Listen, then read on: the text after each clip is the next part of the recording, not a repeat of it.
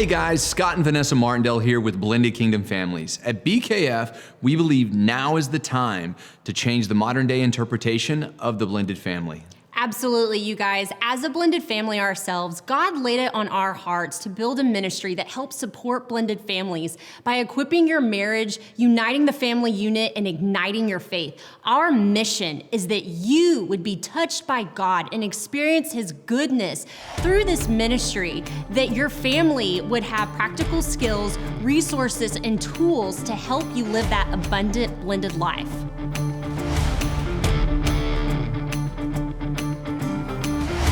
Hey guys, welcome to Blended Kingdom Families, our podcast. We are so excited. It may look a little different today. This is the total guy version of our time together. So great to have the Reverend Slavoski with us, and we're going to be talking all about stepdadding. Oh man, here we go. Exactly. We got the cowboy helmet in between us. This is total testosterone time here. So it's going to be a lot of fun. I know we've talked a lot about just being a stepdad. Yeah. And we've had a lot of time just to kind of get to know each other. And it's not something you want to go into without thinking about. No, it is not. To start out, in the beginning, it takes very careful consideration. Yeah. Because man, entering into, it's already difficult enough to be a true head of household. Yes. But to throw it in and be a head of household as well as a stepdad, or I know we talked about this earlier, which is a bonus dad. Yeah. My grandfather taught me, we don't have steps or in-laws, because steps you typically step on. Yeah. In-laws become outlaws, so everybody's mom, dad. So but as far as being a bonus dad, man, it's something that you have to be careful about. And it's interesting because if you're a stepdad to a boy, it's different than being a stepdad to a girl. Yes. Simply because of the bio-parent relationship. Right. So in my case, I am a stepdad to a son who has a biological father who's very present, and you are a stepdad to a boy and a girl. And a girl. So both parents are very present. Exactly. And I love that you talked about, when you throw in the head of household. Man. So that's when the screws start getting tight. Yes. Because you are called by God to lead your house, to lead your home, to lead your family. But the truth of it is you don't, as a step parent, have full influence over everything that's in your walls. No. Because now you're also dealing with the stepchild and the visitations and the influence that their biological parent brings in. Right. So again, the sensitivity, the preparation for step parenting, to be a stepdad, man, huge. Yeah, it's nothing to tread lightly, because you have to consider, first of all, you have to consider your own personality. Yeah. And one thing that we forget to think about is, for a bonus dad getting ready to go into a family, first of all, do you have kids? Yeah. Versus I have kids and I know parenting or whatnot, but what if you even don't have kids? What about that aspect of it? Yeah. And you're considering, That was me. That was me. I was the guy who I'd read a lot of books about being a dad, but I had never done it before. So I knew that there were a lot of things that I didn't know. And I know a lot of people who are watching. And if you're watching this and you're like, I got to get my boyfriend or my fiance or my husband in here, like grab him. Like we're talking about guy stuff here. It's cool. Right. But yes, I mean, you don't know what you don't know. Right. You know what you think you want it to look like. Right. Or what you've seen growing up. Exactly. How it's portrayed. So. But you're right in saying that as a guy, being a stepdad and you're mixing the biological parent, you have to understand your personality first. Yes. So what are you scared about? And then maybe even understand that they're probably scared too. The biological parent, they're getting introduced. Yeah. And I think one of the things is, again, that we have this whole big thing of communication, making sure that you're having these conversations even before getting married, making sure that everyone is still on the same page, and making sure that, hey, this is how I parent typically, and just kind of make sure that everyone is fully aware of expectations of what's getting ready to happen. I think the one common goal that any dad has over their kid is we all have their best interests at heart. Yeah. And that's the commonality that has to be used to realize that we all want the kid's best interests at heart. Yeah. How does that look? How is that managed as far as discipline and as far as everything financial, all of these different aspects of it, how does that look? So going in, man, there's a lot of consideration that has to be made to ensure success. Well, and you're absolutely right. And again, as we start looking at key terms, and then you start looking at the underbelly of it, you start looking at how do you take a concept like you talked about? We all want what's best for the children, Right. But how does that become splintered? How does that? Man. So you look at does that mean? And again, I want to focus from the lens of a stepdad. You may want the best for your child, but what if your desire is different from the biological parent? Right. Where do you come alongside as support at just the right pressure point to make sure that that child is getting the best from you?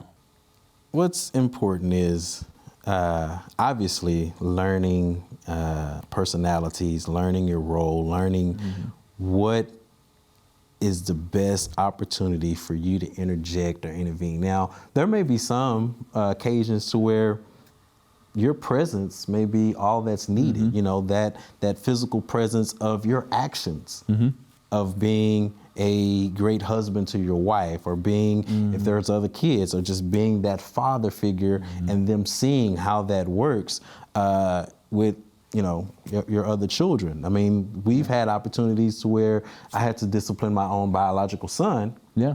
And just the visual of that was enough, to say, okay, I realize that there's a male here who's in a father figure position, and I realize that if I mess up, there may be consequences, or I don't want to face those consequences. So those things are very beneficial, but you have to just ensure that, hey, I know bio dad is, active. I know bio dad is there. I know that's if he's there. Let me kind of preference it two ways. If bio dad is there and fully active, fully engaged, and hopefully, I'm not going to say it's going to happen right off, but throughout the course of years, there can be conversations between the two dads to say, hey, what do you think about this? Have you witnessed this? Have you seen this behavior, what typically goes on? And therefore, it's a collaboration. Yeah. You may not ever have to do anything and just say, hey, when he's over here or whatever, could you speak to him, during visitations or whatever, speak to him about, whatever he's doing at school or whatever negative behavior that's there, and have it addressed there. And then if they come back and you realize they've had the conversation, you just kind of reinforce it, just via verbally. Well, and the communication between stepdad and biological father, I cannot stress how important that is, and I don't care how different you guys are. Right. But it really starts with, I think it starts with a couple of things, and I'm just kind of like replaying the relationship, my experience. I think number one was understanding that what was really in the past with relation to your now wife and her ex-husband is exactly that. It's in the past. Yes. You may not know the full story. You may only know your wife's who you're supporting. Right. That part of it.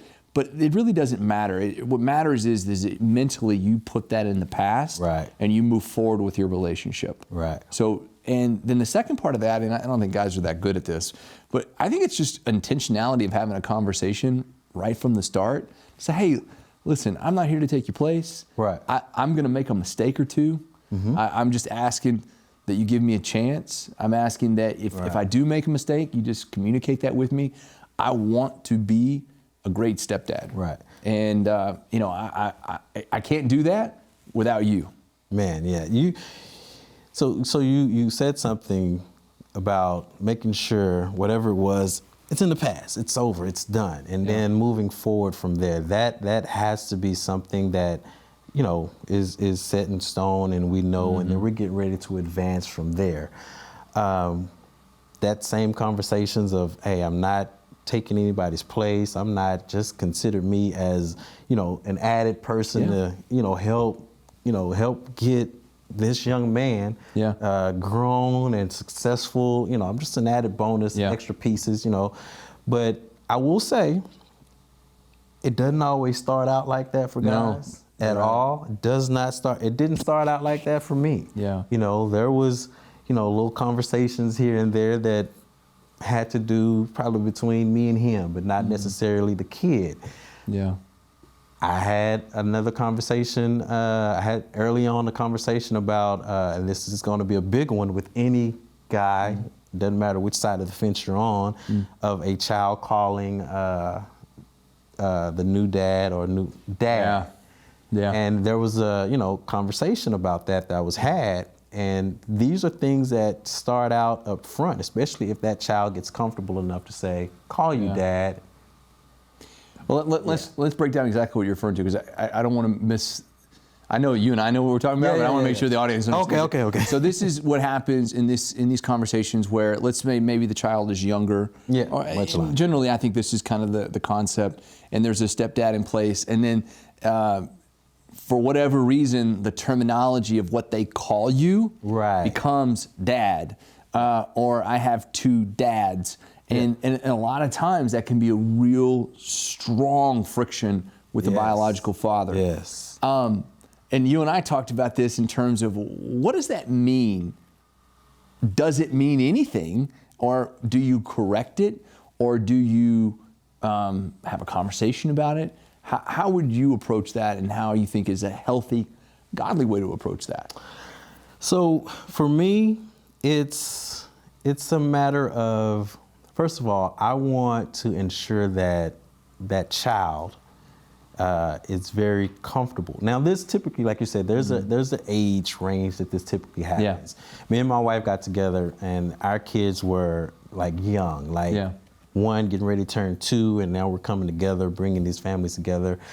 And, you know, babies and toddlers, they tend to pick up what the older kids are saying. So if the older kids are calling dad or whatnot, or what have you, then yes, that's something that they're going to pick up. Now, I think that there is a very fine line, because, like you said, egos and everything else, friction, if another parent hears that. But again, there's that conversation of saying, I personally did not want to take a child out of a comfort zone that they felt comfortable enough to say, hey, this is dad. You know, now the older they got, it was definitely conveyed, and they understood that, this is my stepdad. Yeah. I have my biological dad who's still actively involved. So all of this took place, and the conversation, I did have that conversation, you know, bio dad wanted to, hey, don't have her calling you this. Don't, you know, that I'm the one dad, I'm this, that, and the other. But there could have been other underlying things that caused that. I'm not 100% sure. Even in blended families, you don't fully get to great success in every aspect of it. There's still things that require a lot of work, a lot of attention, and you know, just you kind of accept some things as, hey, this is how it's going to be. Yeah, and I think the link there is, one, you're dealing with a lot of history and with a lot of pain.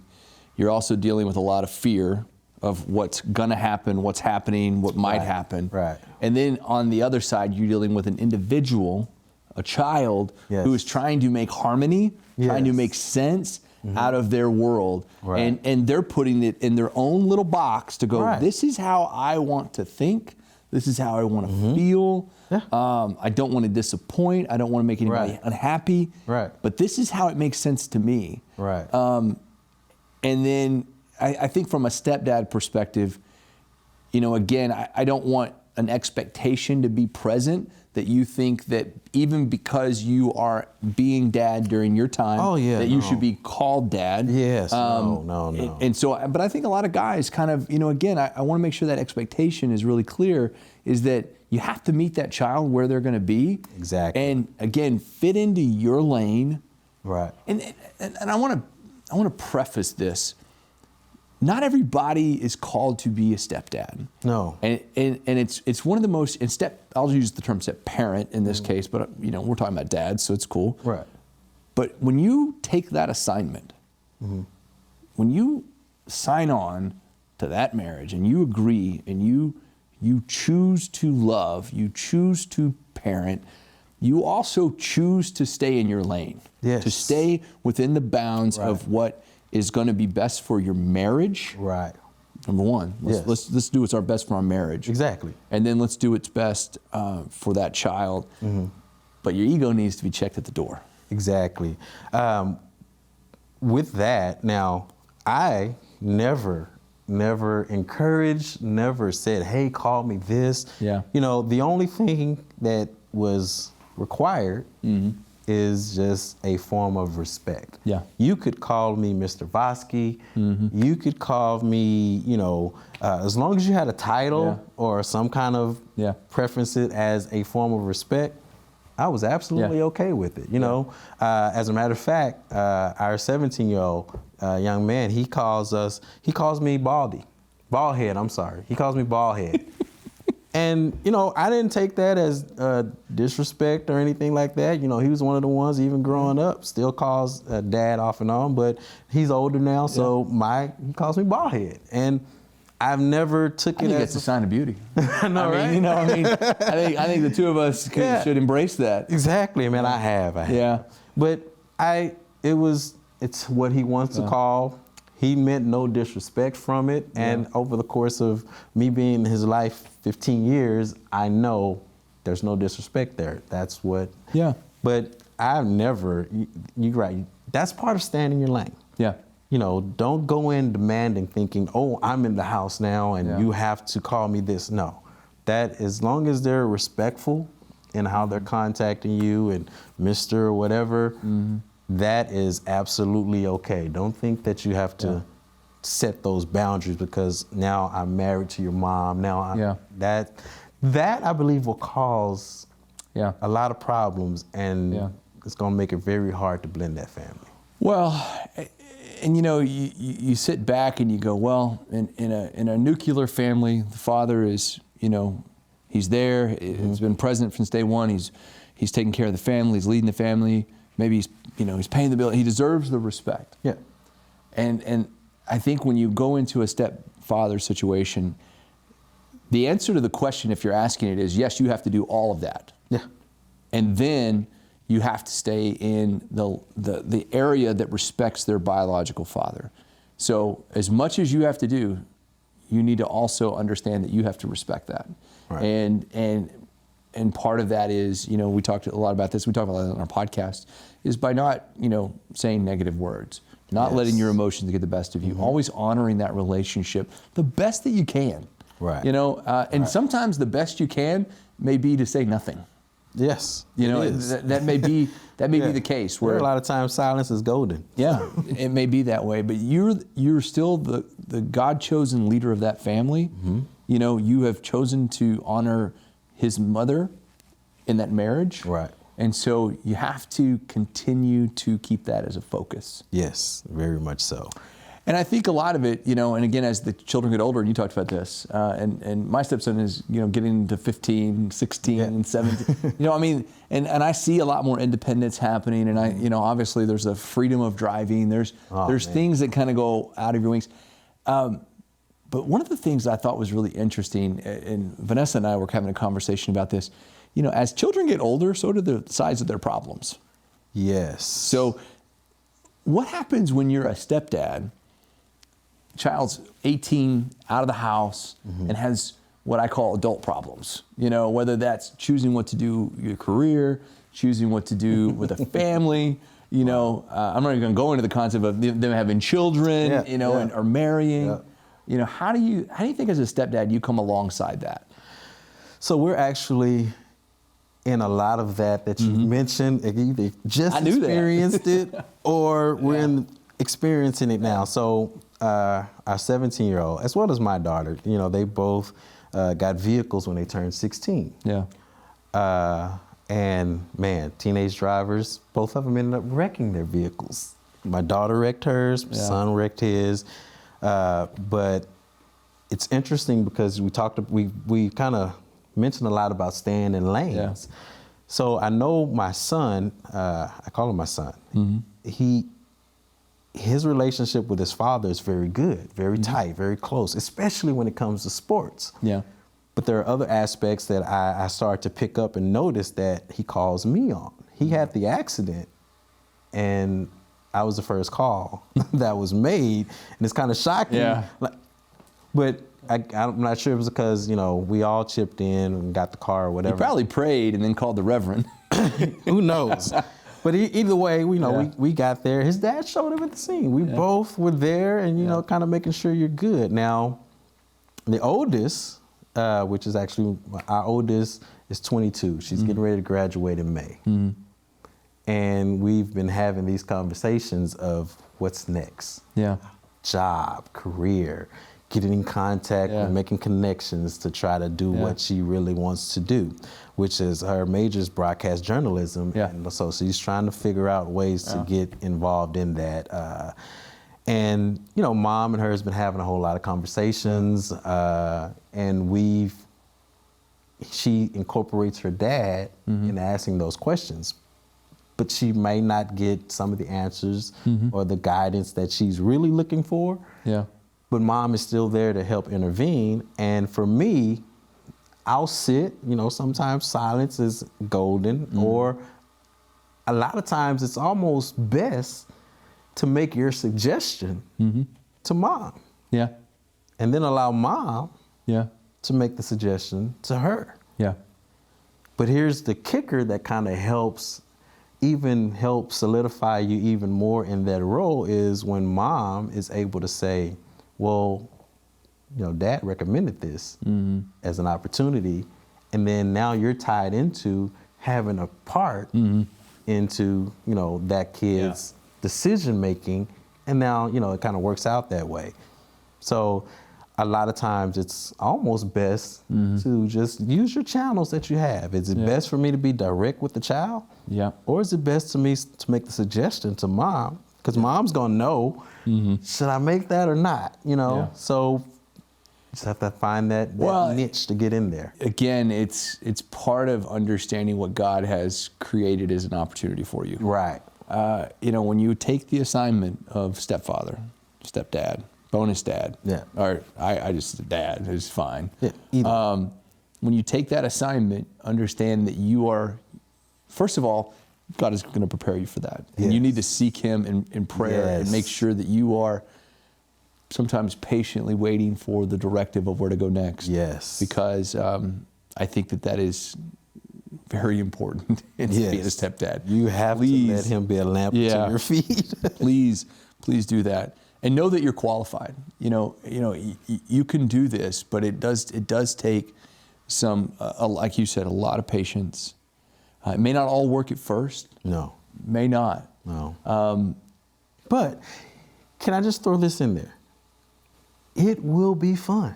Yeah. I mean, you hear so many horror stories about becoming a stepdad or whatever the case may be, or you may be the one with the kid who has, a former spouse and you're bringing it in.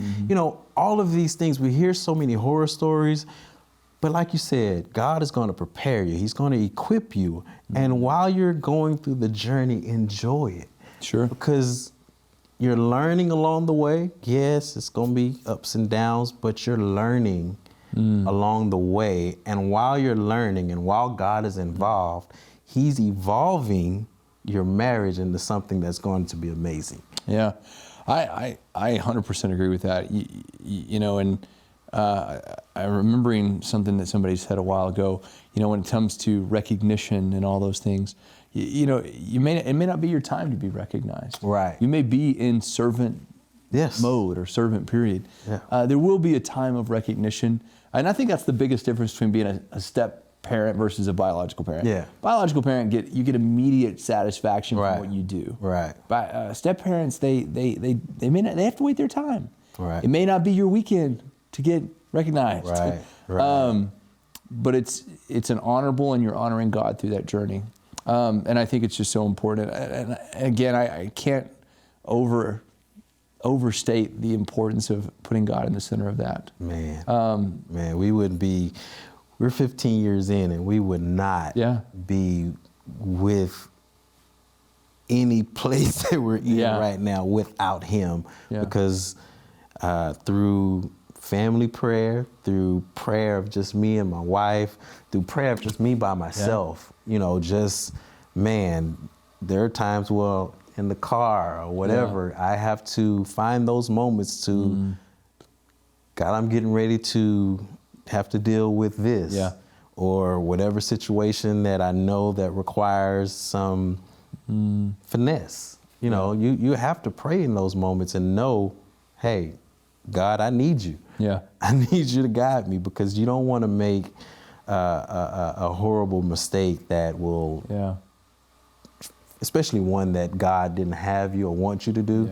You want to make sure you seek him first and follow his guidance in whatever it is. So, yeah, amen.